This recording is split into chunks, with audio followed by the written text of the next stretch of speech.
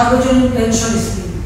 এটা কিন্তু 2008-এর নির্বাচনী ইস্তাহারে আমাদের ছিল যে আমরা এটা করবো। আমরা বহু সময় নিয়ে এটা অনেক চিন্তা ভাবনা করে সার্বজনীন পেনশন স্কিমটা আমরা চালু করেছি। সেটা কিন্তু বিভিন্ন শ্রেণীর মানুষের জন্য বিভিন্নভাবে সুবিধা আমরা দিয়েছি, সেটারও দরকার নেই।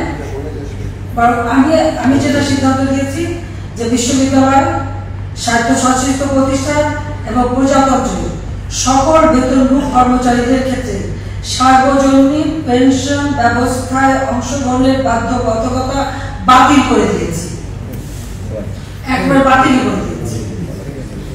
এবং এটা আমি একেবারে নিজে লিখে হাতে লিখে ওটা করে দিলাম যে আপনার আলোচনায় যাই হোক সেটা কিছু থাকবে কিছু থাকবে না, কেউ পাবে কেউ পাবে, দরকার নেই, এটা সম্পূর্ণ বাতিল। সার্বজনীন পেনশন স্কিমের অনেক স্কিম আছে, কেউ যদি চান সেখানে যেতে পারেন, কেউ যদি চান পাবেন না। কিন্তু যেহেতু আপনারা এত আন্দোলন করে যাচ্ছেন, দিনের পর দিন ক্লাস বন্ধ,